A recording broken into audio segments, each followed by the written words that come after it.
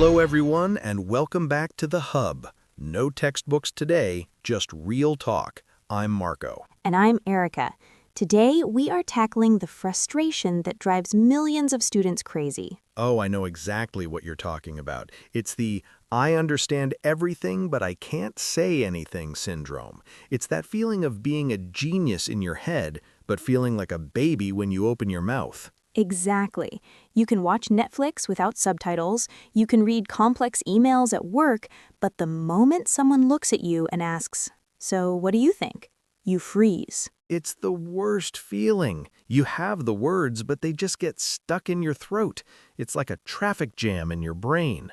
Before we solve this mystery, if you've ever felt that panic, hit that subscribe button right now. And share this with a friend who needs a confidence boost. We are in this together. So Erica, let's go deep today. Why does this happen? We study for years. We spend money on courses. Why can't we speak? It's because of how most of us learned. Marco, think back to school. How did you learn English? Oh, standard stuff. Grammar drills, fill in the blanks, and if I made a mistake, the teacher used a red pen to mark it wrong. Right. It was about passing the test, not talking to a human. You learned English as a subject, like math or history. I see where you're going. In math, there is one right answer. 2 plus 2 is 4. If you say 5, you're stupid. Exactly. So your brain is wired to think, if I don't say the perfect sentence, I shouldn't speak at all. It's like studying a car manual for 10 years. You know what the engine does, you know the traffic signs, but you have never actually sat in the driver's seat. That is a perfect analogy. And then, suddenly, life throws you the keys and says, drive on the highway. Of course you crash. Precisely. Your brain knows the theory, but your mouth doesn't have the muscle memory. There's another layer to this too, isn't there? I feel like this is harder for adults than for kids. Oh, absolutely. It's the adult ego. Think about it. In your native language, you are smart, you are funny, you are a professional.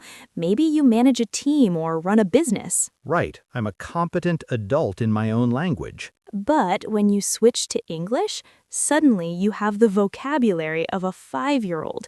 You can't make jokes, you can't be sarcastic, you lose your personality. That hits hard. It feels like a loss of status. You feel smaller. And that feeling creates shame.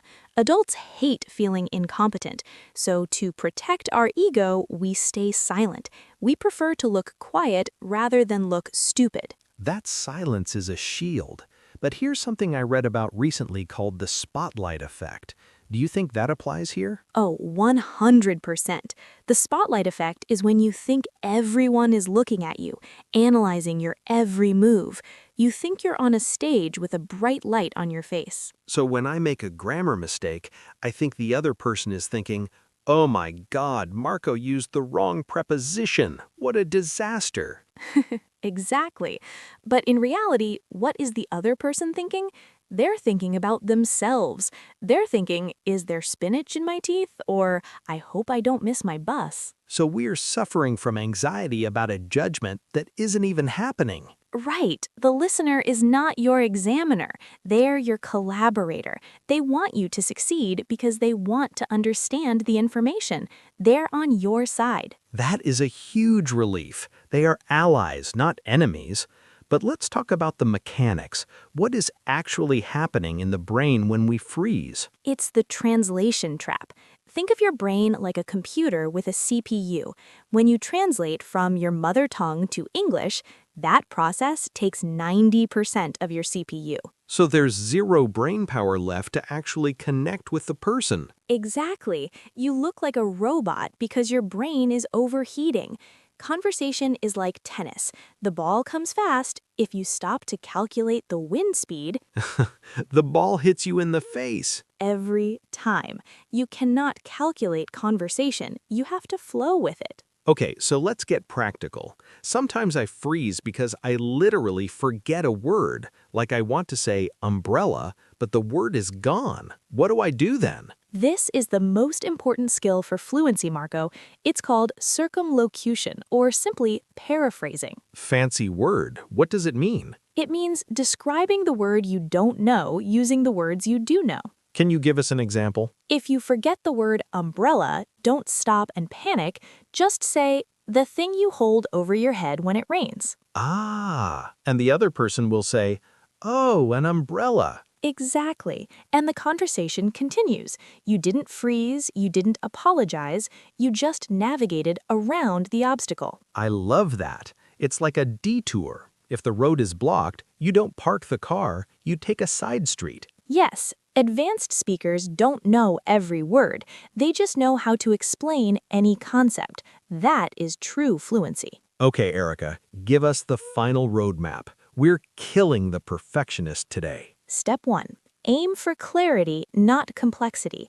Instead of thinking, I am currently experiencing anxiety, just say, I'm nervous. Simple English is powerful English. Step 2. Talk to yourself. Narrate your life when you're alone. I'm making coffee. I'm opening the door. Yes, it trains your brain to go directly from thought to English. And step 3. Use filler phrases. Native speakers hate silence.